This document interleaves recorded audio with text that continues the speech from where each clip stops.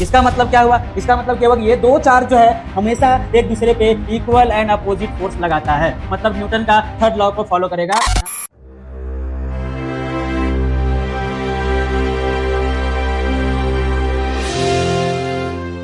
आरंभ करते हैं आज का बैच का लेक्चर 2। ये बैच आप लोग अगर ज्वाइन करके कर रहे हैं, ये बैच का लेक्चर 2 है।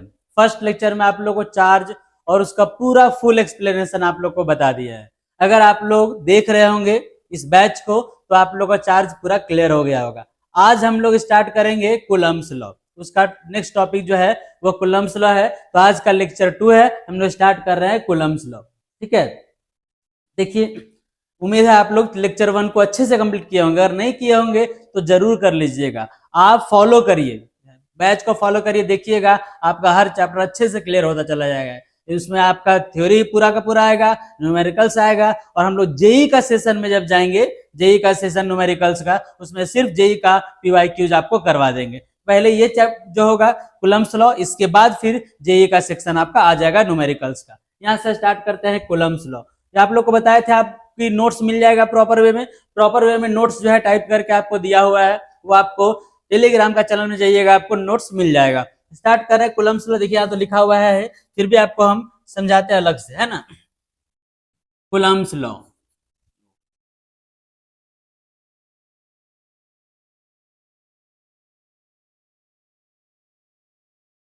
Coulomb's law. कूलम्ब क्या किए? कूलम्ब क्या किए? कूलम्ब न्यूटन का कॉपी किए। कॉपी पेस्ट का जमाना है, जान ही रहे हैं। जो एक आदमी करता है दूसरा आदमी उसी को कॉपी करके थोड़ा बहुत चेंज कर देता है। यही काम किया है कूलम्ब। कूलम्ब न्यूटन के बाद आए हैं, मतलब ऑलमोस्ट न्यूटन का डेथ होने वाला था तब कूलम्ब का जन्म हुआ है। कूलम्ब उसके बाद आए हैं। न्यूटन से क्या कॉपी किए उसको समझिए। न्यूटन क्या किसके बारे में बताए? आप लोग क्लास 11 में या क्लास 9 में पढ़े होंगे न्यूटन के बारे में।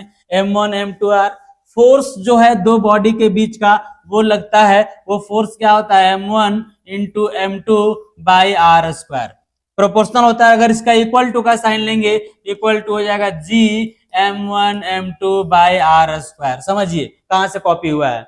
न्यूटन का कहना था कि दो बॉडी के बीच का जो फोर्स ऑफ अट्रैक्शन होता है वो डायरेक्टली प्रोपोर्शनल होता है प्रोडक्ट ऑफ देयर मैग्नीट्यूड, दोनों का मास के प्रोडक्ट के डायरेक्टली प्रोपोर्शनल, और डिस्टेंस के स्क्वायर के इनवर्सली प्रोपोर्शनल होता है। ठीक है, ये कहना था न्यूटन का। प्रोपोर्शनल सिंबल को हटाया तो उनका फॉर्मूला आया था G M1 M2 by R square.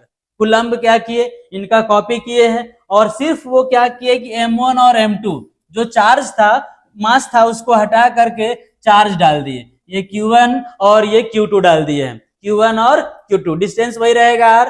तो जहां पर आप M1 M2 ले रहे थे, वहां पर M1 M2 न लेकर के आपको क्या ले लेना है?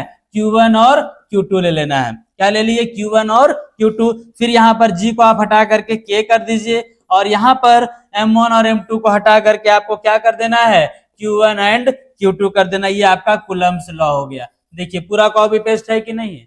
तो कूलम्ब का कहना ये था कि the force of electrostatic force between two charges, दो चार्ज के बीच में फोर्स लगता है, हम लोग पढ़े हैं, या तो अट्रैक्ट करेगा या तो रिपेल करेगा, दो ही केस है इसमें। तो जो दोनों के बीच का फोर्स लगेगा वो डायरेक्टली प्रोपोर्शनल होता है प्रोडक्ट ऑफ देयर मैग्नीट्यूड, दोनों का मैग्नीट्यूड के डायरेक्टली प्रोपोर्शनल, और डिस्टेंस के स्क्वायर के इनवर्सली प्रोपोर्शनल होता है। यही है आपका कूलम्ब्स लॉ। सेम कॉपी है न्यूटन्स लॉ का। ठीक है, कैसे लॉ को डिफाइन करेंगे समझ में आया? हम नोट्स में लिख भी दिए हैं। The electrostatic force between two charges is directly proportional to product of their magnitudes and inversely proportional to square of the distance between them. यहां से प्रोपोर्शनलिटी का सिंबल को हटाएंगे तो कांस्टेंट आएगा K Q1 Q2 by R square. K को बोलते हैं इलेक्ट्रोस्टैटिक फोर्स कांस्टेंट। समझ गए बात को? और K का जो एक्सप्रेशन होता है ये होता है 1/4 पाई एप्सिलॉन नॉट। K क्या होता है? 1/4 pi epsilon naught Q1 into Q2 by R square. ये हो गया आपका कूलम्ब्स लॉ। यहाँ पर K क्या है? K equals to 1/4 pi epsilon naught. पूरे चैप्टर में ये हमेशा आएगा K, और K का वैल्यू 1/4 पाई एप्सिलॉन नॉट। ये इसका वैल्यू होता है 9 इंटू 10⁹ न्यूटन मीटर स्क्वायर पर कूलम स्क्वायर। ये K का वैल्यू होता है, याद रखिएगा। यहाँ पे आपको टर्म दिखा है extra 1/4 pi epsilon not. 1/4 pi epsilon not जो है इसमें एप्सिलॉन नॉट, ये एप्सिलॉन नॉट क्या है, एप्सिलॉन नॉट को बोलते हैं परमिटिविटी ऑफ द मीडियम। क्या होता है इसके बारे में आप लोग को हम बताते हैं, इसको बोलते हैं परमिटिविटी। परमिटिविटी और एप्सिलॉन नॉट का वैल्यू होता है 8.85 10⁻⁻12 पर न्यूटन पर मीटर स्क्वायर कूलम्ब स्क्वायर, पर न्यूटन पर मीटर स्क्वायर कूलम्ब स्क्वायर, ये इसका वैल्यू होता है। अब ये परमिटिविटी एक्स्ट्रा की कूलम्ब्स लॉ क्लियर हो गया। कूलम्ब्स लॉ यहां तक ये फॉर्मूला है, देखिए मैक्सिमम लॉ जो होता है वो फॉर्मूला को का डिफिनेशन है, फॉर्मूला को डिफाइन कर दीजिए, वो लॉ बन गया। तो ये जो फॉर्मूला आया इसको डिफाइन करिएगा, ये कूलम्ब्स लॉ बन गया। देखिए यहाँ पर पूरा आपको डिटेल्स में अच्छे से लिखा हुआ है। Coulomb's law states that the electrostatic force between charges, two charge होना चाहिए, बिटवीन टू चार्जेस है ना, between two charges is directly proportional to product of their magnitude and inversely proportional to square of the distance between them. देखिए लिखा हुआ है same, यहाँ पर पूरा का पूरा F proportional to Q1 Q2, F proportional to 1/r square, F proportional to Q1 Q2/r square, सब एक्सप्लेन किया हुआ है। इसको आप पूरा कॉपी में लिख लीजिएगा, ये को क्या बोलते हैं, इसका वैल्यू क्या होता है, एप्सिलॉन नॉट जो भी आप लोग को बताया पूरा लिखा हुआ है। तो ये आपका कूलम्ब्स लॉ का फाइनल फॉर्मूला हो गया 1/4 pi epsilon naught Q1 × Q2/r square. Coulomb's law clear है। इसमें एक नया वर्ड आपको मिला इलेक्ट्रिकल परमिटिविटी, जिसको बोल रहे हैं एप्सिलॉन नॉट, है ना। अब ये क्या होता है एप्सिलॉन नॉट, इसके बारे में बात करते हैं। मतलब उम्मीद है कूलम्ब्स लॉ क्लियर हो गया होगा, फॉर्मूला क्लियर है, उससे क्वेश्चन आगे हम लोग कर लेंगे, है ना। ये कूलम्ब्स लॉ आप लोगों को समझा दिए। अब आइए यहाँ पर परमिटिविटी के बारे में। परमिटिविटी क्या है वो देख लीजिए। परमिटिविटी क्या है उसको समझिए। मान लेते हैं कि आप किसी को आप धक्का दे रहे हैं, मान लीजिए किसी को धक्का दिए, ऐसे करके धक्का दिए, फोर्स लगाए, फोर्स लगा, अगर एयर में है एक आदमी, दूसरा आदमी जो है वो कहां पर है, एयर में है, एयर में ऐसे करके जोर से धक्का दिया, फोर्स लगा, या किसी को जोर से तमाचा लगाया या थप्पड़ मारा, जो भी है फोर्स लगाया। अब ये दोनों आदमी चला जाए वाटर में, ये दोनों आदमी को कहां चला जाना है, ये दोनों आदमी को चला जाना है वाटर में, वाटर में चला गया। पहले था कहां पर, पहले ये दोनों आदमी जो था वो एयर में था, लेकिन अब ये दोनों आदमी कहां चला गया, वाटर में। अब धक्का लगाएगा ऐसे करके, क्या डिफरेंस आएगा खुद से सोच करके देखिए। क्या आप पर कोई धक्का लगाता एयर में तब का फोर्स, और आप जब वाटर में चले जाते हैं और वो भी वाटर में चला जाता है उसके बाद धक्का लगाता है तब का फोर्स, क्या डिफरेंस आएगा। डिफरेंस ये आएगा कि आपको वाटर में कम फोर्स लगेगा, वाटर में किसी को धक्का आप दीजिएगा तो कम धक्का उसमें लगेगा, कम फोर्स लगेगा। मतलब ये हुआ कि एयर से चेंज होकर क्या हो गया, वाटर, मीडियम चेंज हुआ, इसका मीडियम क्या हो गया, चेंज हो गया। मीडियम चेंज तो फोर्स भी चेंज, मीडियम चेंज हुआ तो फोर्स भी क्या हो गया, चेंज हो गया, डिक्रीज किया। आप एयर में जो का फोर्स आया, किसी को एक थप्पड़ ही मार दिए, चोट लगा उसको, वाटर में चला गया, फिर वाटर में उसी को थप्पड़ मार रहे हैं, कम चोट लगेगा, ठीक है। तो आप ट्राई भी कभी कर लीजिएगा आप लोग, तो वाटर में जाने के बाद जो है फोर्स कम लगेगा। इसका मतलब यह है कि मीडियम चेंज करने से फोर्स चेंज करता है, मतलब फोर्स मीडियम पे डिपेंड करेगा। तो किस मीडियम में कितना फोर्स लगेगा यही बताएगा कौन, परमिटिविटी, यही बताएगा क्या, परमिटिविटी, ये बताएगा। मतलब परमिटिविटी क्या है, परमिटिविटी जो है वो प्रॉपर्टी है मीडियम का, मीडियम का एक प्रॉपर्टी है जो ये डिफाइन करता है कि किसी मीडियम में अगर कोई चार्ज को रख दे तो वो चार्ज एक दूसरे पर कितना फोर्स लगाएगा। समझ गए। इसी परमिटिविटी को हम लोग क्या बोलते हैं, एप्सिलॉन। वैसे बोलते हैं इसको एप्सिलॉन है, इसको एप्सिलॉन बोलते हैं, है EPSILON एप्सिलॉन। लेकिन एयर के लिए इसका नाम दे देते हैं एप्सिलॉन नॉट, और वाटर यानी मीडियम के लिए दे देते हैं इसका नेम एप्सिलॉन M, है ना। नॉट मतलब एयर, और मीडियम में अगर कोई मीडियम ले लीजिए उसके लिए एप्सिलॉन M नाम दे दीजिए। समझ में आ गया। तो परमिटिविटी क्या है वो क्लियर है, वो एक मीडियम का प्रॉपर्टी सबका। अगर आप ऑयल में चले जाएंगे, वाटर को छोड़ करके ऑयल में चले गए, है ना, ऑयल में जाने के बाद अगर किसी को थप्पड़ मारिएगा या फोर्स लगाइएगा, क्या होगा, और भी घट जाएगा। तो कौन सा मीडियम में कितना फोर्स लगाएगा ये उसका परमिटिविटी बताएगा।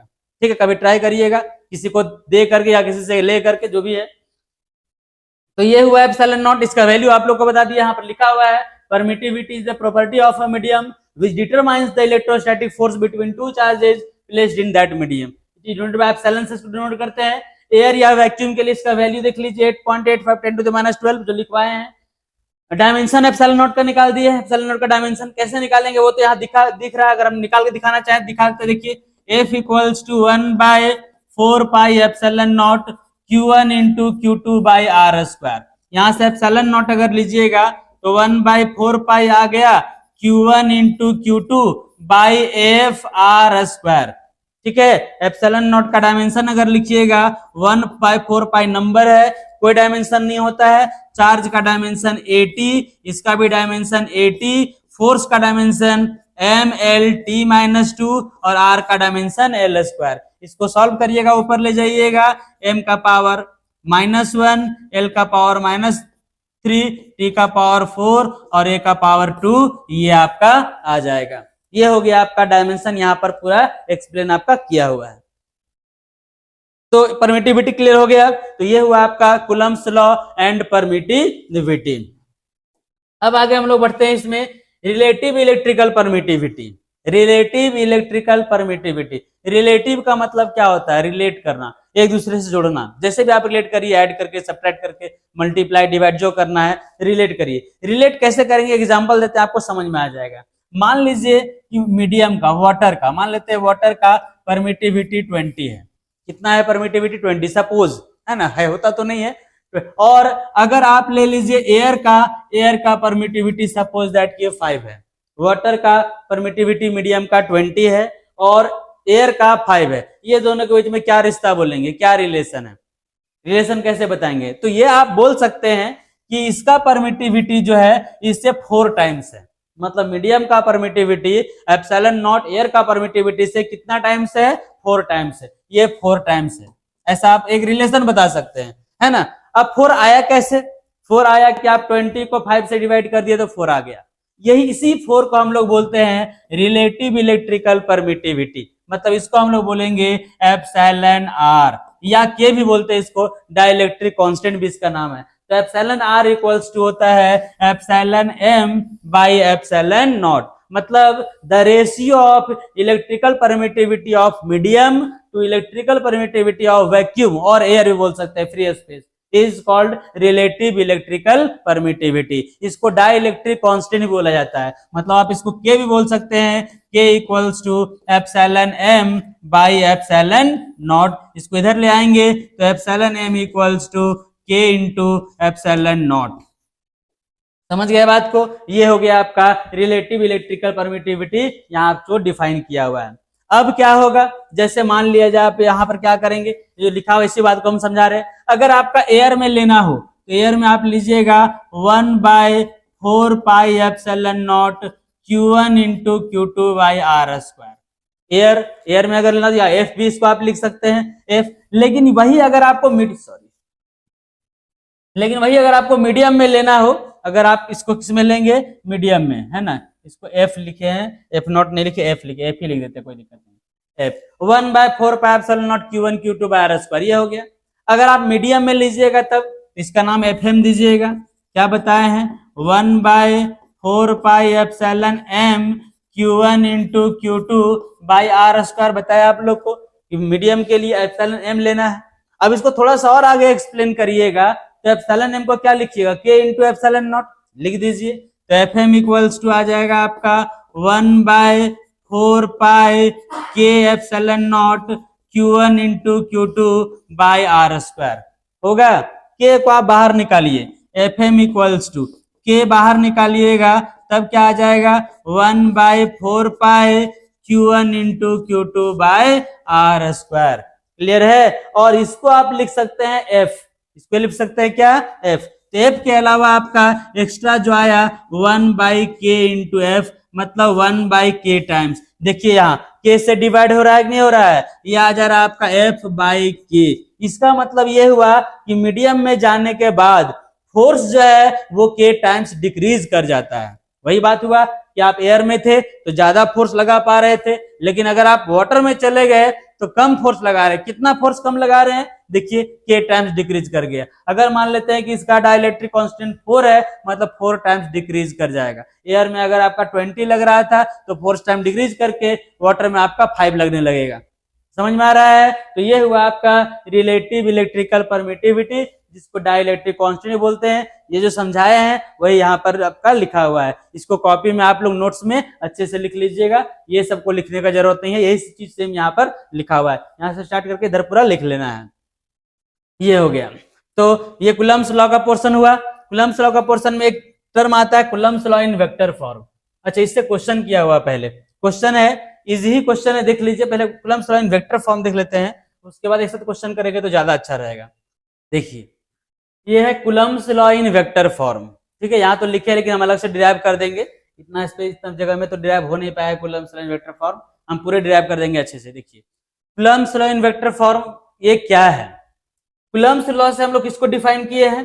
कूलम्ब्स लॉ से फोर्स को डिफाइन किए हैं। कूलम्ब्स लॉ से डिफाइन किए हैं फोर्स को। फोर्स कैसा क्वांटिटी है? तो फोर्स वेक्टर क्वांटिटी है। इसका मतलब यह है कि कूलम्ब्स लॉ को वेक्टर फॉर्म में हम लोग एक्सप्रेस कर सकते हैं। क्यों कर रहे हैं समझ में आ गया? कूलम्ब्स लॉ से निकाले हैं फोर्स, और फोर्स कैसा क्वांटिटी है? वेक्टर क्वांटिटी है। तो कूलम्ब्स लॉ को हम लोग वेक्टर फॉर्म में एक्सप्रेस कर रहे हैं, इसी को हम लोग बोल रहे हैं Coulomb's law in vector form. तो Coulomb's law in vector form को आप पहले इसको अच्छे से देखिए, इसको समझिए। हम पूरा बढ़िया से, इसमें तो लिखा हुआ है क्या होगा यहाँ पर, डेरिवेशन कहाँ करेंगे, यही बात है।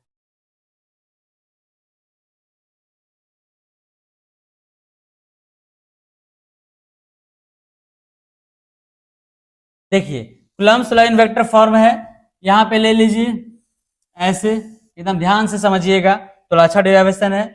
जगह का कमी है तो यहीं पे लिख देते हैं, लिखा जाएगा, हो जाएगा। ऐसा है, ले लीजिए, ठीक है। ये एक्स एक्सिस है और ये आपका वाई एक्सिस है, क्योंकि आप वेक्टर फॉर्म में आ गए। वेक्टर फॉर्म का मतलब ये हुआ कि आपको डायरेक्शन देना होगा, तो डायरेक्शन देते हैं। देखिए, ये दो चार्ज लीजिए, दो चार्ज यहाँ पर, एक कूलम्ब्स लॉ के लिए एक चार्ज ले लीजिए, यहाँ ये है, और ये ले लीजिए यहाँ पे है। यहाँ पे चार्ज आप दे दीजिए Q1, और यहाँ पर चार्ज दे दीजिए, ये क्या है? Q2। क्लियर है? Q1 और Q2 दो चार्ज है। दोनों के बीच का डिस्टेंस लेंगे, डिस्टेंस तो डिस्टेंस हम लोग R लेते हैं, उससे कोई दिक्कत नहीं, डिस्टेंस R ले लेते हैं। अब क्या करना है आपको यहाँ पर, वो समझिए। वेक्टर है तो सबका वेक्टर दिखाइए। वेक्टर क्या दिखाएंगे? O से Q1 को मिलाएंगे, O से किसको मिलाएंगे? Q1 को। इसको बोलेंगे वेक्टर R1। R1 इसका नेम क्या देते हैं? Position vector of Q1। कोई भी पॉइंट को अगर आप मिलाते हैं ओरिजिन से, उसको रहता है उसका पोजीशन वेक्टर बोला जाता है। तो ये Q1 जो है का पोजीशन वेक्टर कौन हुआ? R1। सिमिलरली O से मिलाएंगे किसको? Q2 को। O से Q2 को मिलाएंगे, इसका नेम देंगे क्या? R2। ये हो जाएगा आपका position vector of charge Q2, charge Q2 का पोजीशन वेक्टर। क्लियर है? अब यहां तक क्लियर हो गया। देख लिए, एक और वेक्टर का नाम देते हैं 1 से 2। अगर 1 से 2 नीचे की तरफ जाएंगे, 1 से 2, इसका नेम देंगे R12। R12 मतलब vector directed from Q1 to Q2। अगर आप Q2 से Q1 के तरफ जाएंगे तब इसको ऐसे नेम देंगे, इसका नेम दे देंगे R21। क्या नाम देंगे? R21, vector directed from Q2 to Q1। Q1 से Q2 जाएंगे 1 2, Q2 से Q1 जाएंगे तो क्या हो जाएगा? 2 1। अब कूलम्ब्स लॉ में फोर्स के बारे में बात करेंगे। देखिए, फोर्स का बात करते हैं। Q1 Q2 पे फोर्स लगाएगा और Q2 Q1 फोर्स लगाएगा, दोनों पॉजिटिव आपको दिख रहा है, फोर्स तो लगाएगा। पॉजिटिव पॉजिटिव है तो क्या करेगा? रिपेल करेगा, ये भी आप जानते हैं। चलिए, Q1 Q2 को रिपेल करेगा, धक्का देगा इधर, और Q2 Q1 को रिपेल करेगा, धक्का देगा इधर। होगा ऐसा? Q1 Q2 को धक्का दिया नीचे, और Q2 Q1 को धक्का दिया किधर? ऊपर। धक्का देना तो सीधा होता है। इसका नेम देते हैं, इसका नेम दे दीजिए F12। 12 मतलब 1 पे लग रहा है, 2 लगा रहा है। और इसका नेम है, इसका नेम दे दीजिए F21। F21 का मतलब 2 पे लग रहा है, 1 लगा रहा है। क्लियर है?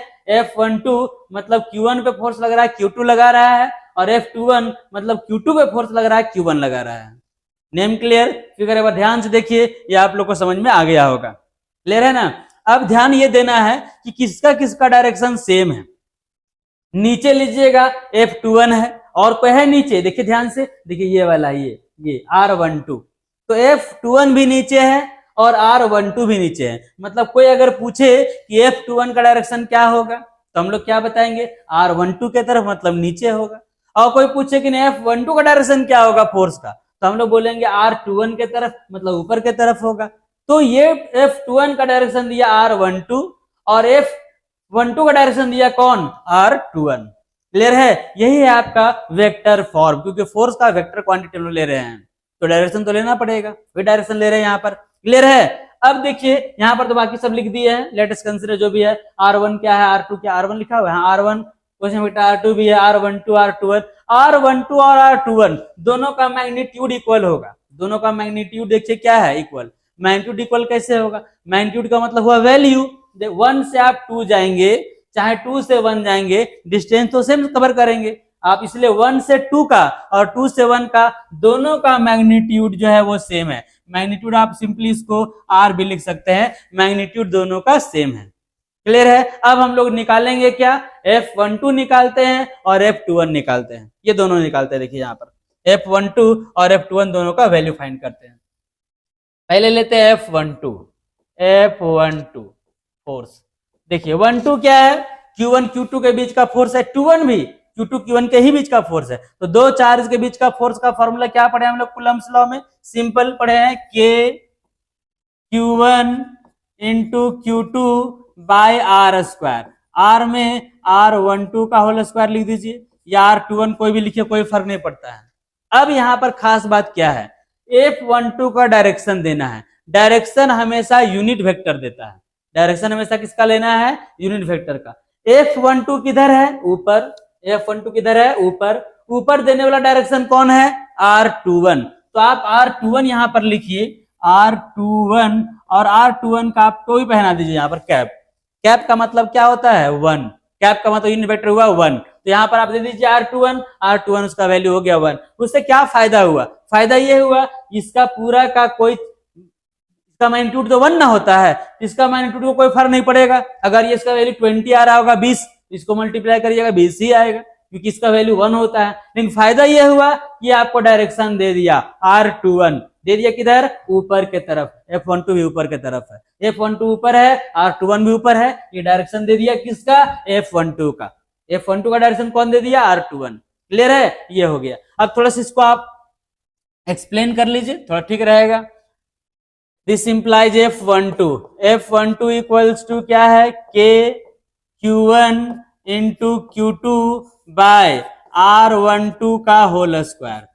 यूनिट वेक्टर का फॉर्मूला होता है vector by F12 equals to K Q1 Q2 by R12 का whole square, R21 by magnitude of R21। Unit vector क्या होता है जानते हैं आप लोग, ऊपर में लेना है वेक्टर, नीचे लेना है उसका मैग्नीट्यूड, और यूनिट वेक्टर होता है हर जगह। कोई भी कभी कैप को हटाना है, ऊपर में वेक्टर ले लीजिए, नीचे उसका मैग्नीट्यूड ले लीजिए, हो गया ये। अब इसको थोड़ा और सॉल्व कर सकते हैं। सॉल्व क्या करें देख लीजिए, F12 equals to K Q1 into Q2 by R12 को R21 अगर लिख दें, R21 तो कोई फर्क नहीं पड़ेगा। क्यों ऐसा, ऐसा इसलिए क्योंकि R12 R21 दोनों इक्वल होता है, इक्वल होता है, इसलिए R12 को R21 लिख दिए। ऊपर में यहाँ पर क्या है, R21 का वेक्टर और नीचे R21 का मैग्नीट्यूड। अब इसको और इसको मल्टीप्लाई कर दीजिएगा तो क्या आ जाएगा, F12 equals to K Q1 into Q2 by R21 का होल क्यूब हो जाएगा यहाँ पे, और ये आ गया R21 का वेक्टर। ये हो गया इक्वेशन नंबर 1, ले लीजिए। और आगे इसको सॉल्व कर सकते हैं, जरूरत नहीं है, यहीं तक रहने दीजिए। ठीक है, अभी आप क्या निकाले, F12 निकाल लिए। अब आपको फाइंड करना है F21। अब आपको फाइंड क्या करना है, F21 फाइंड करना है। चलिए F21 फाइंड करते हैं। नाउ F21, तो F21 इक्वल्स टू क्या आएगा, F21 सेम कूलम्ब्स लॉ है, फोर्स निकालना है तो वही दो चार्ज लेंगे, तीसरा तो कोई है नहीं। तो Q1 और Q2 आपको लेना है, क्या लीजिएगा, K Q1 into Q2 by distance इधर से भी ले सकते हैं, R21 का होल स्क्वायर, है ना। R12 फॉर्मूला वही होता है, K Q1 Q2 by R square, R21 का होल स्क्वायर। अब फिर यहाँ वेक्टर है तो आपको वेक्टर देना पड़ेगा। F21 किधर है, F21 नीचे है, नीचे और कौन सा वेक्टर है, R12 नीचे की तरफ है, तो F21 का डायरेक्शन कौन देगा, R12। तो R12 का आप यहाँ पर कैप लगा दीजिए। कैप क्यों लगा रहे हैं ये बात पहले समझा दी है। यूनिट वेक्टर है, उसका वैल्यू 1 होता है, कोई फर्क नहीं पड़ेगा। थोड़ा सॉल्व करिए इसको। F21 इक्वल्स टू आ जाएगा K Q1 into Q2 by R21 का होल स्क्वायर। कोई दिक्कत? R12 को चेंज करिए तो R12 का वेक्टर और नीचे R12 का मैग्नीट्यूड सेम जैसे यहाँ किए हैं, यहाँ कर रहे हैं। ऊपर में वेक्टर होगा, नीचे उसका मैग्नीट्यूड होगा। क्लियर है? और आगे सॉल्यूशन करिए। सोच रहे होंगे क्यों कर रहे हैं, क्या लाने वाले हैं, देखिए पता चल जाएगा आपको क्या लाने वाले हैं। F21 equals to K Q1 into Q2 by R21 का होल स्क्वायर। अब ऐसा करिए, यहाँ पर R12 को उल्टा करिए। अब सोचिएगा उल्टा क्यों कर रहे हैं, हम लोग इसको इसके इक्वल लाने का कोशिश कर रहे हैं। तो R12 को उल्टा करिएगा R21, तो बाहर में आपको माइनस साइन देना होगा। माइनस साइन क्यों? क्योंकि ये वेक्टर है, ये मैग्नीट्यूड नहीं है। मैग्नीट्यूड को पलट देते कोई फर्क नहीं पड़ता, लेकिन वेक्टर को पलटेंगे तो बाहर में माइनस साइन देना पड़ेगा। इसको बोलते हैं निगेटिव वेक्टर। आप लोग पढ़े होंगे क्लास 11th में निगेटिव वेक्टर, कुछ तो जरूर पढ़े होंगे, नहीं पढ़े होंगे तो अब जान लीजिए कि कहीं पलटते हैं तो उसको निगेटिव वेक्टर बोलते हैं। 11th को बहुत लोग चौपट कर दिए हैं, कुछ पढ़े ही नहीं है। चलिए R12 को उल्टा करिएगा R21, तो कोई दिक्कत नहीं है। R12 का R21 कर दीजिएगा, ये मैग्नीट्यूड है, मैग्नीट्यूड को उल्टा करिएगा कोई फर्क नहीं पड़ेगा। ठीक है, अब आगे बढ़ते हैं। F21 ले लीजिए। F21 इक्वल्स टू क्या आ जाएगा, माइनस को बाहर रख दीजिए, K Q1 into Q2 by R21 का होल स्क्वायर, R21 का होल क्यूब मिल करके R21 का होल क्यूब हो जाएगा। ये होल क्यूब हो गया, स्क्वायर और 1 मिलके क्यूब हो गया, और यहाँ पर ये आपका R21 का वेक्टर हो गया। क्लियर है? देखिए अब इसको और इसको मैच करके देखिए मैच करता है कि नहीं। माइनस साइन को अगर छोड़ दीजिएगा तो K Q1 Q2 by R21 का होल क्यूब R21, ये यहाँ पर पूरा सब मैच कर रहा है। मतलब इतना को आप क्या लिख सकते हैं, F12 लिख सकते हैं। तो क्या हो जाएगा ये, this implies F21 equals to minus sign को छोड़िएगा तो क्या आ जाएगा, F12। वेरी वेरी इंपॉर्टेंट, ये आपका रिजल्ट आ गया F21 equals to minus of F12।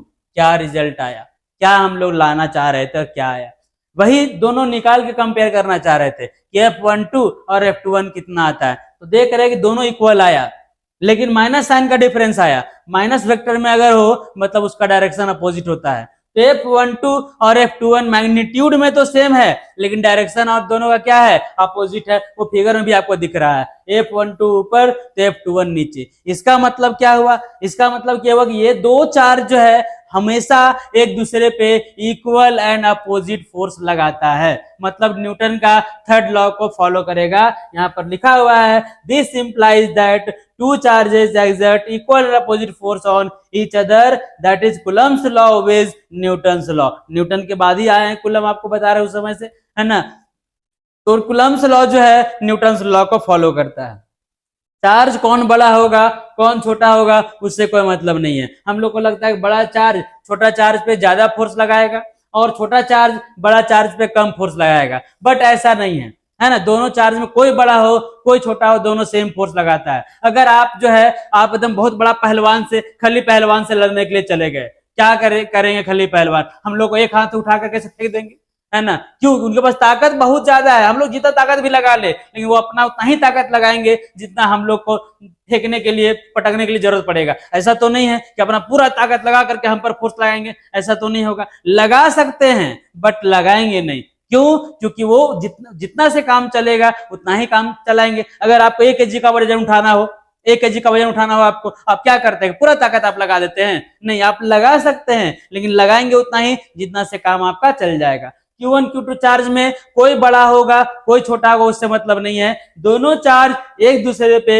हमेशा इक्वल एंड अपोजिट फोर्स लगाएगा। छोटा चार्ज बड़ा चार्ज पे जितना फोर्स लगाएगा, बड़ा चार्ज भी छोटा चार्ज पे क्या होगा, उतना ही फोर्स लगाएगा। यानी पूरा ताकत भिड़ा दिया आपके, हमें पूरा उसको, तब अगर ऐसा होगा तो पहलवान से लड़ने के बाद तो वो आपको एकदम पूरा पिचका करके चटनी बना देगा, ऐसे ही, है ना। लेकिन पूरा फोर्स नहीं लगाते वो लोग, उतना ही लगाएंगे जितना से काम चलेगा, उठाएंगे पटक देंगे, बस हो गया काम। बात समझ में आया? तो कूलम्ब्स लॉ का इंपॉर्टेंस यही लाइन था, ये लाइन आपका इंपॉर्टेंस था, यही इंपॉर्टेंस दिखाने के लिए इसको हम लोग एक्सप्रेस किए हैं कि हमेशा दो charge equal and opposite force लगाता है, तो कूलम्ब्स लॉ का ये आपका इंपॉर्टेंस हो गया। इसके बाद भी एक टर्म है, यहां तक क्लियर है? ये डिराइवेशन थोड़ा इंपॉर्टेंट है, आप लोग एक बार दो बार इसको लिखिएगा अच्छे से देख करके, अगर मतलब एक बार देखने के बाद अगर थोड़ा सा प्रॉब्लम लगे तो वीडियो को रिपीट करके दोबारा देखिएगा समझ में भी आ जाएगा और बन जाएगा, है ना। पहला डिराइवेशन इस चैप्टर का आया ये, इसलिए इंपॉर्टेंट डिराइवेशन ये हो जाता है, समझ के डिराइवेशन जरूर कर लीजिएगा आप लोग। उसके बाद टॉपिक आता है प्रिंसिपल ऑफ सुपरपोजिशन, पूरा लिखा हुआ नहीं है लेकिन प्रिंसिपल ऑफ सुपरपोजिशन भी आप लोग को हम बता देते हैं, उसको भी देख लीजिए। प्रिंसिपल ऑफ सुपरपोजिशन के लिए अलग से नहीं है तो पेज लेना पड़ेगा। चलिए पेज ही ले लेते हैं, कोई दिक्कत नहीं है। Principal of superposition, principal of superposition, superposition of forces type किया हुआ है, इसका भी नोट्स, लेकिन पूरा टाइप किया हुआ नहीं है। इसी को बोलेंगे force due to a system of charges, force due to a system of charges, ठीक है। वेरी वेरी इंपॉर्टेंट टॉपिक है, लेकिन ये सिर्फ न्यूमेरिकल्स के लिए, थ्योरी में लिखने के लिए इसको नहीं आएगा। अब यहां पर क्या है, force due to a system of charges, वो समझिए, दो चार्ज एक दूसरे पे फोर्स लगा सकते हैं, ये हम लोग पढ़ लिए, लेकिन हमेशा दो ही चार्ज प्रेजेंट रहेगा जरूरी है क्या? दो से बहुत ज्यादा चार्ज प्रेजेंट हो तब क्या करेंगे? मान लेते हैं यहाँ पर ये क्यू नॉट चार्ज यहाँ पे प्रेजेंट है, ये क्यू नॉट चार्ज यहाँ पे है और इसके अगल बगल में ढेर सारा चार्ज है, यहाँ ले लीजिए चार्ज Q1 है, इधर ले लीजिए आपका चार्ज Q2 है, इसका इधर ले लीजिए चार्ज Q3 है ना, और बहुत सारा चार्ज आप ले सकते हैं, यहाँ पर चार्ज Qn है, बहुत सारा चार्ज है। ये सारे चार्ज Q नॉट पे फोर्स लगाएगा, Q नॉट भी फोर्स लगाएगा सारे चार्ज पे, बट उससे हमको मतलब नहीं है, मतलब ये है कि Q नॉट चार्ज पे कौन कितना फोर्स लगा रहा है। तो Q नॉट चार्ज का डिस्टेंस अगर आप Q1 से लीजिएगा, इसका नेम देंगे R10, 1 से 0, जो भी नाम दीजिए आप, इसका नेम देंगे आप अगर, तो इसका भी नेम देंगे R20, इसका नेम दीजिएगा यहां से तो ये हो जाएगा आपका R30, और इसका नेम देंगे यहां से तो ये हो जाएगा आपका Rn0, ये हो गया क्लियर। अब देखिए यहां सब पॉजिटिव लिए हैं, कोई पॉजिटिव कोई नेगेटिव हो सकता है, उससे कोई फर्क नहीं पड़ता है, सबका फोर्स का डायरेक्शन चेक करिए, फोर्स वेक्टर क्वांटिटी है, हमेशा डायरेक्शन चेक करेंगे। ये Q1 है, ये Q नॉट को रिपेल करेगा, धक्का देगा, नाम दे देते हैं F01, ठीक है, 0 पे लग रहा है, 1 लगा रहा है, या F1 भी नाम दे सकते हैं, कोई दिक्कत नहीं है। इसका नेम दे दीजिए Q2, Q नॉट पे फोर्स लगा रहा है, इसका नेम दे दीजिए F02, ये Q3 Q नॉट पे फोर्स लगा रहा है, रिपेल करेगा, F03, और Qn Q नॉट को रिपेल कर रहा है, इसका नेम क्या देंगे, F0n, क्लियर है। ये सारा फोर्स लग रहा है कहां पे, Q नॉट चार्ज पे। अब ये देखिए कि Q नॉट चार्ज पे फोर्स तो लग रहा है, अब नेट फोर्स कितना लगेगा, तो सारे फोर्स को क्या करेंगे, ऐड कर देंगे, क्योंकि फोर्स वेक्टर क्वांटिटी है इसीलिए वेक्टर सम होगा। मतलब principle of superposition states that the net force on a charge due to a system of charges is the vector sum of all the forces exerted by each charge on that charge. समझ में आ गया कि हर एक charge उस charge पे जितना force लगाएगा सारे फोर्स का वेक्टर सम करेंगे और उसको हम लोग बोलेंगे principal of superposition, net force निकल जाएगा, वही यहां पर लिखा हुआ भी होगा शायद, देखिए states that the net force acting on a charge due to a number of charges is the vector sum of all the forces exerted by each charge on that charge, ठीक है। उसके बाद का यहां पर आगे का डिराइवेशन है। अब डिराइवेशन कुछ नहीं, न्यूमेरिकल्स है, तो इसमें डिराइव क्या करना है, सबको क्या करेंगे, F01 को निकालेंगे, F02 को निकालेंगे, F03 F0n सबको ऐड कर देंगे। कैसे फाइंड करेंगे वो भी देख लीजिए। अगर आपको F0n लेना है, F01 क्या लीजिएगा, किसके किसके बीच का फोर्स है, Q1 एंड Q नॉट, ये दोनों का है Q1 Q0, तो K Q1 into Q not by distance क्या है R10 का होल स्क्वायर। डायरेक्शन देना होगा अगर तो 1 से 0 का यूनिट वेक्टर r10 का कैप लगा दीजिए। कैप यूनिट वेक्टर डायरेक्शन देता है, कोई दिक्कत नहीं है।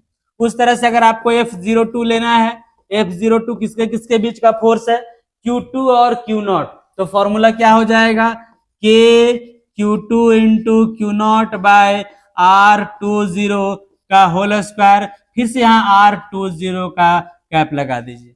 इस तरह से आप बढ़ते जाइएगा, F02 F0n तक जाइएगा, F0n लीजिएगा तो क्या हो जाएगा, K Qn इंटू Q0 आएगा ना, Qn इंटू Q0 बाय क्या आ जाएगा, Rn0 का होल स्क्वायर और Rn0 का कैप, ये हो गया। समझ में आया। अब ये तो सारे फोर्स को आप इंडिविजुअली फाइंड कर लिए। अब net force on charge Q0 के लिए क्या करिएगा, net force on charge Q0, net force on charge Q0, तो क्या हो जाएगा, F इक्वल्स टू, सबको ऐड कर दीजिए, F इक्वल्स टू क्या आ जाएगा, F01 plus F02 plus F03, जितना भी होगा वो सबको ऐड कर दीजिएगा, F0n तक आप ऐड कर दीजिएगा। अब ये समझ में आ गया कि सबका फोर्स होना भी चाहिए, सबका फोर्स अलग अलग निकालिए, सबको वेक्टर सम कर दीजिए, जोड़ दीजिए, नेट फोर्स निकल जाएगा। वेक्टर अगर आप लोग पढ़े होंगे तो देखे होंगे कि अगर मैग्नीट्यूड दिया हुआ है तो एक बार में हम लोग दो वेक्टर को ही जोड़ सकते, आई जे के में दिया हुआ है तब तो सबको जोड़ लीजिएगा, लेकिन अगर मैग्नीट्यूड दिया हुआ है तो एक बार में आप दो ही वेक्टर को ऐड कर सकते हैं। ठीक है, उसके लिए रिजल्टेंट का फॉर्मूला भी आप देख लीजिए। समझ गए बात को, वो फॉर्मूला आपको, हालांकि यहाँ का पोर्शन नहीं है, ये आपका 11th का वेक्टर का पोर्शन है, लेकिन हो सकता है कि आप लोग 11th का वेक्टर का वो मतलब वेक्टर का पोर्शन अच्छे से नहीं पढ़े होंगे, या पढ़े भी होंगे तो याद नहीं होगा, तो एक बार हम याद दिला दे रहे हैं। याद क्या दिला दे रहे, देखिए, resultant of two forces, resultant of two forces, दो फोर्स का रिजल्टेंट। ये तो आप लोग वेक्टर में शायद पढ़े होंगे, नहीं पढ़े होंगे तो कोई बात नहीं, आप यहाँ एक बार रिकैप कर दे रहे हैं, आप देख लीजिए। ये फोर्स लग रहा है सपोज दैट इधर F1 और एक फोर्स इधर लग रहा है F2।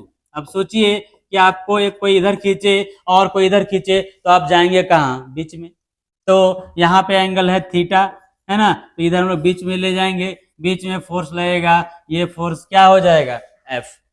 क्लियर है। तो अगर आप वेक्टर फॉर्म में लिखिएगा तो F equals to, vector form वही लिखना है, F इक्वल्स टू आपका होगा F1 वेक्टर और प्लस क्या हो जाएगा, F2 वेक्टर, यही होगा, रिजल्टेंट तो वही है। लेकिन अगर आप इसका मैग्नीट्यूड फाइंड करते हैं तो ये हो जाएगा under root F1 square plus F2 square plus 2F1 F2 cos theta.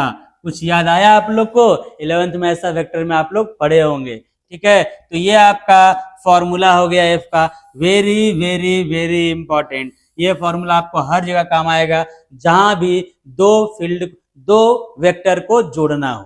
अब कभी कभी डायरेक्शन भी निकालने के लिए बोलेगा, जी वगैरह क्वेश्चन देखिएगा तो डायरेक्शन भी निकालने के लिए बोलेगा। अगर आपको डायरेक्शन बोलता है F का, डायरेक्शन ऑफ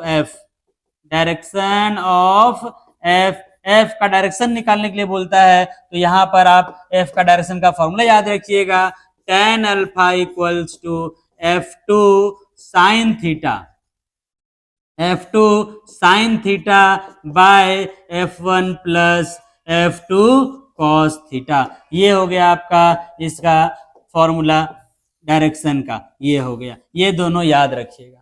इससे आपका, अब मान ली दो ही वेक्टर है, अब बोलिए ऐसे 3 वेक्टर 4 वेक्टर 5 वेक्टर ऐड करना रहेगा, तो अगर 3 को ऐड करना है तो पहले 2 को ऐड कर लीजिए, 2 बना लीजिए, फिर 2 को ऐड करिए। अगर आपको 4 को ऐड करना है तो पहले 2 फिर 2 उसके बाद फिर 2, मतलब 2 करके ही आपको मैग्नीट्यूड ऐड करते जाना होगा। आई जे के में दिया हुआ था तो वेक्टर ऐड कर लीजिएगा, अक्सर मैग्नीट्यूड देता है आपको तो 2 करके ही ऐड करना पड़ेगा। थोड़ा सा और समझ लीजिए यहाँ पर, है ना, जब समझ ही रहे वेक्टर का पोर्शन, 11th का पोर्शन को रिकैप कर ही रहे हैं, थोड़ा और कर लीजिए।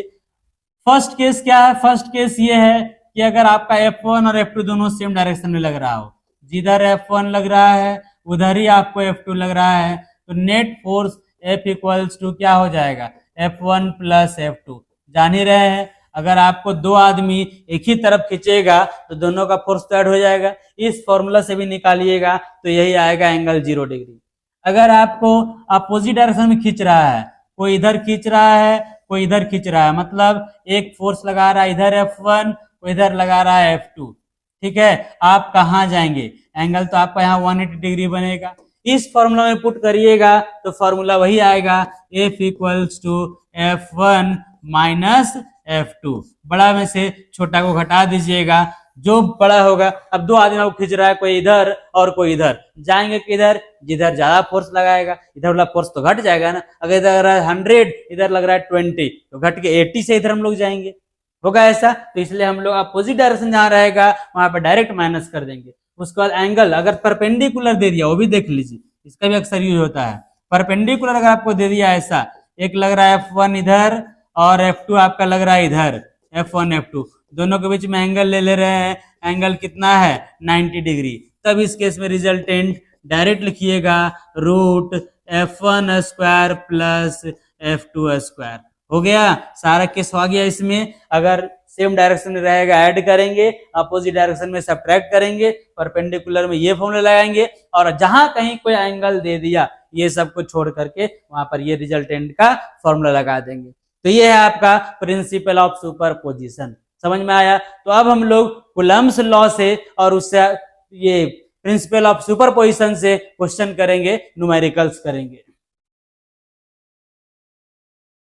चलिए कुछ सिंपल क्वेश्चन ले लेते हैं कूलम्ब्स लॉ से ही।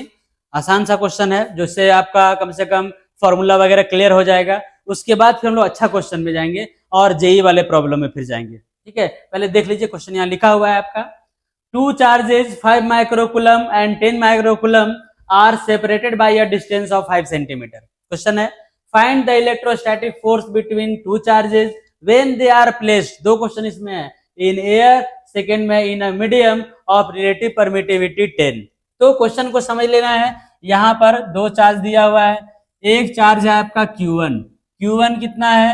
Q1 है आपका 5 माइक्रोकूलम। माइक्रो का मतलब हमेशा याद रखिएगा 10 टू द पावर माइनस 6, हम अगले बार कर देंगे। Q2 जो दिया हुआ है ये क्या है? 10 माइक्रोकूलम। दोनों के बीच का डिस्टेंस R दिया हुआ है, ये है 5 सेंटीमीटर। कंडीशन दो दिया हुआ है, एक बार जब एयर में रखते हैं तब, और दूसरा जब मीडियम में रखते हैं तब। ठीक है, तो फर्स्ट ले लीजिए आपका Q1। कैसे लीजिएगा? देखिए Q1 चेंज करना कभी मत भूलिएगा, हम यहाँ कर दे रहे हैं, आप लोग भी कर लीजिएगा। 5 into 10 to the power minus 6 micro का मतलब होता है। Q2 आपका हो गया कितना? 10 माइक्रोकूलम।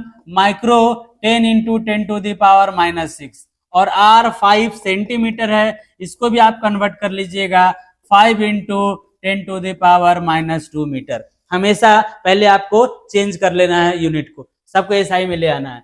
फर्स्ट में एयर का बात कर रहा है, F equals to F naught बोल सकते हैं 1/4 पाई एप्सिलॉन नॉट, जिसको हम लोग K बोलते हैं, Q1 into Q2 by R square. ठीक है, तो ये हो गया आपका, इसका पूरा का वैल्यू होता है 9 into 10 to the power 9। Simply आप K भी इसको लिख सकते थे, कोई दिक्कत नहीं है। Q1 आपका क्या है? 5 into 10 to the power minus 6। Q2 क्या है? 10 into 10 to the power minus 6। और R अगर आप लीजिएगा, R आपका दिया हुआ है 5 into 10 to the power minus 2 का whole square. 5 into 10 to the power minus 2 का होल स्क्वायर। बहुत लोगों को न्यूमेरिकल से डर लगता है, न्यूमेरिकल जरूर करिए, न्यूमेरिकल ही तो आपको थ्योरी को सिखाएगा ये होता क्या है। धीरे धीरे धीरे धीरे आपका हो जाएगा clear. 9 into 10 to the power 9, 5 into 10 करिएगा 50 आएगा, आराम से सॉल्व करिए, घबराना नहीं है। 10 to the power minus 6 minus 12 हो जाएगा। 5 का स्क्वायर करिएगा क्या आएगा? 25। 10 टू द पावर माइनस 2 का स्क्वायर करिएगा -4। पावर हमेशा मल्टीप्लाई होता है, -2 का स्क्वायर +4 मत कर दीजिएगा, -2 इंटू 2 -4, पावर मल्टीप्लाई। अब 25 से 50 को कैंसिल करिएगा तो क्या आ जाएगा? ये और ये कैंसिल करेंगे तो 2 आ जाएगा, बस यही हो गया। अब 9 क्या आएगा? ये 9 इंटू 2, 9 इंटू 2 करिएगा आ गया 18, और ऊपर में 10 टू द पावर 9 माइनस 12 करिएगा -3, और नीचे आ जाएगा 10 टू द पावर -4। ये -4 को ऊपर ले जाएंगे तो +4 होगा, तो ये हुआ आपका 18 इंटू 10⁻³ और 10⁴ 4 में से 3 घटाइएगा तो 1 आएगा। 18 इंटू 10⁻⁴ मतलब कितना आ गया 180 न्यूटन। ये हो गया आपका आंसर। क्लियर है, बेसिक क्वेश्चन है, क्लियर है। अब बोल रहा है सेकेंड में कि मीडियम में हम लोग डाल दे रहे हैं इसको, चार्ज किस में रख रहे हैं मीडियम में, उसका परमिटिविटी कितना दिया हुआ है 10 एप्सिलॉन आर या के बोल सकते हैं। एप्सिलॉन आर का वैल्यू क्या दिया हुआ है 10। तो हम लोग एफ एम का फॉर्मूला पढ़े हैं, F M equals to F naught by epsilon R या के डाल सकते हैं, ये फॉर्मूला पढ़े हैं। तो एफ नॉट हो गया आपका 180 और एप्सिलॉन आर हो गया आपका 10, ये और ये कैंसिल होगा तो कितना आ जाएगा 18 न्यूटन। ये हो गया, समझ गया बात को। तो ऐसा क्वेश्चन जो है वो आप लोग से बन जाएगा। ऐसा क्वेश्चन आप लोग को हम बनाने के लिए दे भी दिए हैं प्रैक्टिस सेशन के लिए। देखिए ऐसा सेम टाइप क्वेश्चन दिए हैं, आप लोग घर में इसको सॉल्व करिएगा, है ना। 1-2 क्वेश्चन बनाइएगा अपने से, आपका कॉन्फिडेंस लेवल थोड़ा सा बढ़िया ऊपर आएगा। उसके बाद फिर बढ़िया क्वेश्चन में जाएंगे और भी ज्यादा अच्छा क्वेश्चन रहेगा उसमें जाएंगे। वो सेम टाइप का ही है, सेम दिया हुआ है, ये भी आप लोग से बन जाएगा, इसी टाइप का क्वेश्चन है। ठीक है, यहाँ पर चार्ज निकालना है। 2 charges of equal magnitudes are separated by 2 centimetre in the electrostatic force between 2 charges 360 newton, find the magnitude of 2 charges. यहाँ पर क्या है क्वेश्चन में, उल्टा क्वेश्चन कुछ दिया है, चार्ज दिया हुआ है, फोर्स दिया, सॉरी चार्ज फाइंड करना है और फोर्स दिया हुआ है। कोई दिक्कत नहीं है, इस क्वेश्चन को भी हम कर देते हैं, देख लीजिए 1-2 क्वेश्चन देखिएगा, न्यूमेरिकल्स आप लोग का भी क्लियर हो जाएगा। यहाँ पर ये जो है ये आपका चार्ज दोनों का मैग्नीट्यूड सेम है, Q1 भी Q है और Q2 भी क्या है Q, और दोनों के बीच का डिस्टेंस R दिया हुआ है 2 सेंटीमीटर। सेंटीमीटर को कन्वर्ट कर लीजिए मीटर में, 2 इंटू 10⁻² मीटर। इसको आपको भूलना नहीं है, फाइंड करना है चार्ज। F दिया हुआ है 360 न्यूटन, F जो है वो कितना है 360 न्यूटन, ये गिवन है। तो F का फॉर्मूला क्या पढ़ते हैं, F equals to K Q1 into Q2 by R square होता है। F लीजिएगा कितना आ जाएगा, F हो गया आपका 360, K का वैल्यू आप जानते हैं 9 इंटू 10⁹ होता है K का वैल्यू। Q1 आपका Q है, Q2 भी आपका Q है और R क्या है 2 इंटू 10⁻² का होल स्क्वायर। क्लियर, चलिए और इसको सॉल्व करते हैं। 360 आ गया, 9 इंटू 10⁹ भी है, Q और Q मिलके Q का स्क्वायर हो गया और नीचे 2 का स्क्वायर करिएगा 4, 10⁻² का स्क्वायर करिएगा ये -4 आ जाएगा। क्लियर, अब इसको लेके मल्टीप्लाई, इसको लेके डिवाइड करिए तो ये हो जाएगा 360 इंटू 4 इंटू 10⁻⁻4, डिवाइड करिएगा तो यह आ जाएगा आपका 9 इंटू 10⁻⁹ इक्वल्स टू क्या आ गया Q का स्क्वायर। क्लियर है, थोड़ा सॉल्यूशन करिए, सॉल्व करिएगा तो कितना आ जाएगा 9 4 40 आ जाएगा। तो 4 इंटू 4 कितना आ गया 160 और इंटू 10⁻⁻9, सॉरी 4 है ना, 10⁻⁻4 है 10 ये माइनस ये 9 ऊपर जाएगा तो -9 हो जाएगा इक्वल्स टू Q स्क्वायर। तो 9 और 4 13 हो गया, 9 और 4 क्या हो गया 13। तो 160 into 10⁻⁻13 equals to Q square. एक जीरो से हटा दीजिए तो 16 into 10⁻12 equals to Q square. Square लगा इधर रूट कर दीजिए, रूट करिएगा 16 into 10⁻12 equals to Q square. 16 का रूट निकालिएगा, 16 का रूट आएगा 4, 10⁻12 का -6 इक्वल्स टू, अच्छा Q स्क्वायर नहीं ना Q ना, Q इक्वल्स टू Q आ गया। ठीक है, तो ये आपका हो गया Q, निकल गया Q का वैल्यू। इसको माइक्रो लिख सकते हैं तो Q equals to 4 into 10⁻6 coulomb, इसको आप लिख सकते हैं 4 माइक्रो कूलम। दोनों इक्वल है, दोनों का वैल्यू आएगा 4 माइक्रो कूलम। फॉर्मूला सेम, वही फॉर्मूला पढ़े, इसी का करेंगे, आराम से क्वेश्चन बन जाएगा। बात समझ में आया? ठीक है, तो ये कूलम्स लॉ से क्वेश्चन है, आप लोग देख रहे होंगे, ये आसानी से बन जाएगा। और देख लीजिए कुछ ये सब उसी तरह से फाइंड देयर मैग्नीट्यूड, चार्ज ही निकालना है, उसी टाइप का क्वेश्चन है, बन जाएगा आप लोग से। ठीक है, और आगे देखिए ये कहां से, यहाँ यहीं तक था ये, ठीक है यहाँ तक है। हाँ, 1-2 क्वेश्चन जो है चार्ज वाले में छूट गया था, है ना। चार्ज वाले में क्वेश्चन जो है छूट गया था, एक दो क्वेश्चन और न्यूमेरिकल्स देख लीजिए, चार्ज से बेटर रहेगा क्योंकि न्यूमेरिकल बता रहे हैं, सिंपल चार्ज का देख लीजिए। इसके बाद जो नेक्स्ट क्लास हम लोग जाएंगे, नेक्स्ट लेक्चर, उसमें आपका जेई का प्रैक्टिस सेशन चलेगा, यही चार्ज और कूलम्स लॉ से। ठीक है, तो पहले इसको हम लोग कर लेते हैं। देखिए ये एक सिंपल सा क्वेश्चन था, है ना। हाँ ठीक है, इसको भी देख लीजिए 2 मिनट। सिंपल ही क्वेश्चन है, find the number of electrons in a charge of magnitude 1 coulomb. सबसे सिंपल क्वेश्चन है और सबसे अधिक पूछा जाने वाला क्वेश्चन है। किसी को पूछिएगा, बोलिएगा कि इलेक्ट्रोस्टैट पढ़ रहे हैं, सबसे पहले आपसे पूछ देगा कि 1 कूलम में कितने इलेक्ट्रॉन होता है बताओ, तो भले उसको आम में कुछ नहीं धसता हो, लेकिन आपको पूछ देगा कि 1 कूलम में कितने इलेक्ट्रॉन होता है। तो देखिए कि 1 कूलम चार्ज में कितना इलेक्ट्रॉन होता है, चार्ज का मैग्नीट्यूड दिया हुआ है। Q इक्वल्स टू कितना है 1 कूलम। अब E का magnitude 1.6 10 to the power minus 19 coulomb होता है। फाइंड करना आपको नंबर ऑफ इलेक्ट्रॉन्स n, एकदम सिंपल फॉर्मूला पढ़े हैं क्या, Q equals to N E. तो यहां से n इक्वल्स टू क्या आ जाएगा, Q by E, n equals to Q by E. Q आपका कितना है 1 और E कितना है 1.6 into 10 to the power minus 19। अब आराम से इसको आप सॉल्व करिए, सॉल्व करेंगे। देखिए सॉल्व करते हैं, पॉइंट हटाएंगे यहाँ पर, तो ऊपर में क्या आ जाएगा 10 आ जाएगा, 2 से कैंसिल करिएगा तो 8 और ये आ जाएगा 5, मतलब ये हो जाएगा 5/8 और इसको ऊपर ले जाइएगा 10 टू द पावर 19 प्लस में आ जाएगा, आएगा एक जीरो आप इसको दे दीजिए, 50/8 कर दीजिए इंटू 10 टू द पावर 18 बचेगा। 2 से दोनों को कैंसिल करिएगा तो आ जाएगा 25/4 इंटू 10 टू द पावर 18। 25 को 4 से डिवाइड करिएगा 6.25 10 टू द पावर 18, इतना आ गया नंबर ऑफ इलेक्ट्रॉन्स। इस वैल्यू को आप लोग याद भी रखिएगा, ऑब्जेक्टिव में अक्सर पूछ देता है कि 1 कूलम चार्ज में कितना इलेक्ट्रॉन होगा, तो 1 कूलम चार्ज में कितना इलेक्ट्रॉन होगा देख लीजिए, आराम से आप लोग निकाल लीजिएगा। ठीक है, तो ये तो चार्ज से ही क्वेश्चन है, कूलम लॉ से नहीं है, ये चार्ज का ही है, लेकिन वहां चार्ज बता नहीं पाए थे इसलिए भी आप लोग को हम बता दे रहे हैं। क्लियर, ठीक है।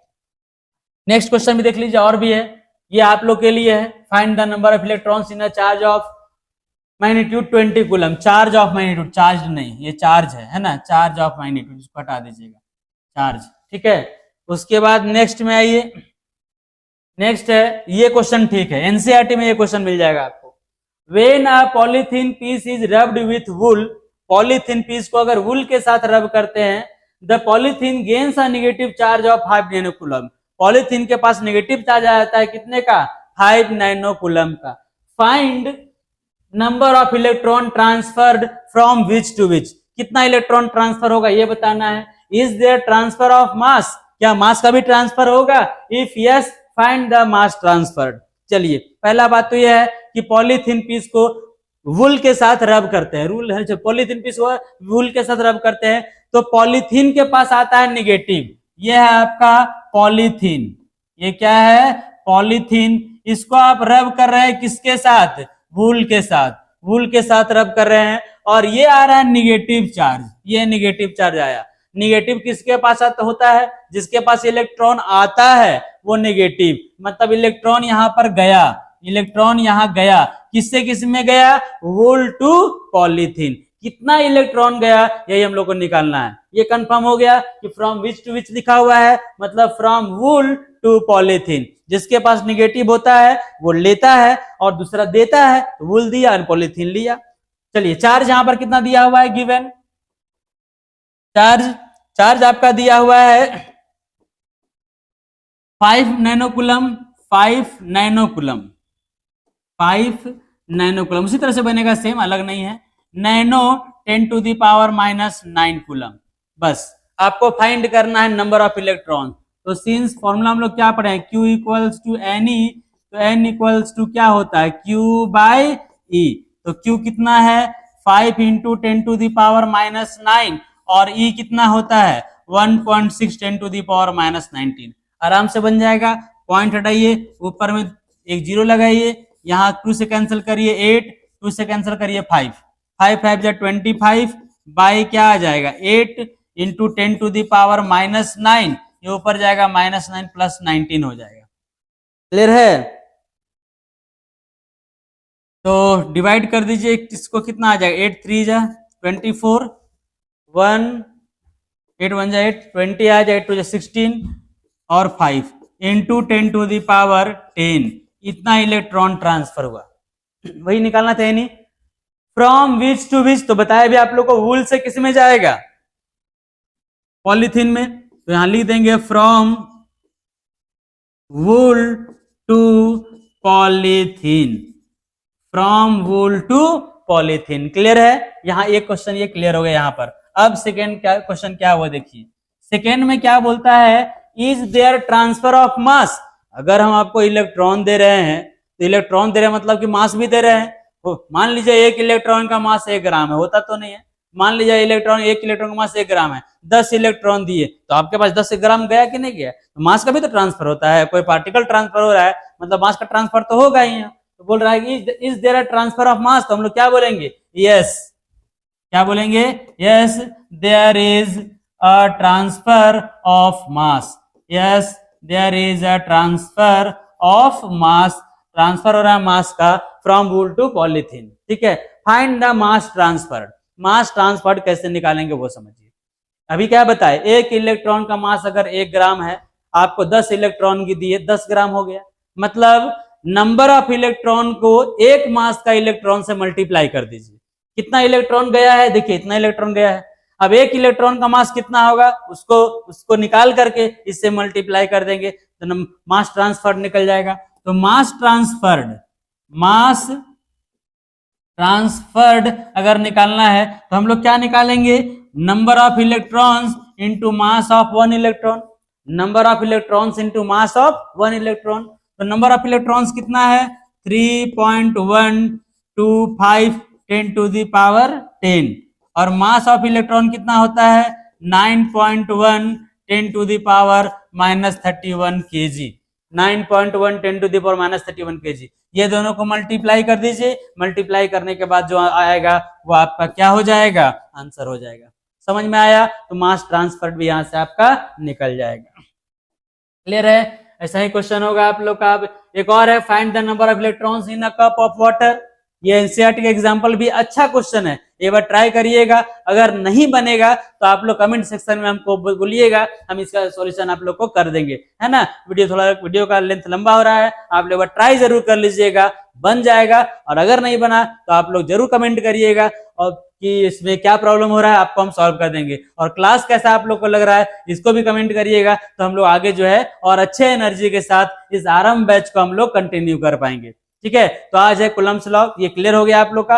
आज का सेशन यहीं तक कंप्लीट होता है। नेक्स्ट लेक्चर में हम लोग जेई का क्वेश्चन कराएंगे, आप लोग को बताएंगे कि जितना आप लोग को पढ़ाए हैं, जितना थ्योरी आप लोग को पढ़ाए हैं, इससे +2 का जो है वो तो हो जाएगा, बोर्ड लेवल वो हो जाएगा, जेई लेवल का सारा थ्योरी, सारा कॉन्सेप्ट आप लोग को हम बता दिए। इतना ही कॉन्सेप्ट से जेई का सारा क्वेश्चन को हम लोग अच्छे से कर पाएंगे। जेई हो गया या नीट हो गया, दोनों का क्वेश्चन अच्छे से कर पाएंगे, कोई एक्स्ट्रा कॉन्सेप्ट अलग से नहीं आएगा। जितना बताएं उसी कॉन्सेप्ट से सारा क्वेश्चन करेंगे। बहुत लोगों को लगता है नहीं जेई के लिए कुछ अलग कॉन्सेप्ट, आखिर थ्योरी तो वही है आपका ना, थ्योरी वही है, बाकी तो क्वेश्चन का वेरिएशंस रहेगा। क्वेश्चन जितना भी आएगा उतना अलग तरह क्वेश्चन हम लोग करेंगे। और सबसे पहले उसको लेंगे हम लोग प्रीवियस ईयर आस्क्ड क्वेश्चन, जो 2023 में, 24 में, 25 में पूछा हुआ है, उस क्वेश्चन को लेंगे। उससे क्या फायदा होगा कि जिस टाइप का क्वेश्चन एग्जाम में आ रहा है वो हमसे बन रहा है कि नहीं बन रहा है। अगर बन रहा है मतलब आपका पढ़ाई ठीक ठाक चल रहा है, आप कंटिन्यू करिए, रिजल्ट बेहतर मिलेगा, इसका एकदम गारंटी है। ठीक है, तो आज का सेशन यहीं तक कंप्लीट होता है। थैंक यू आप लोग।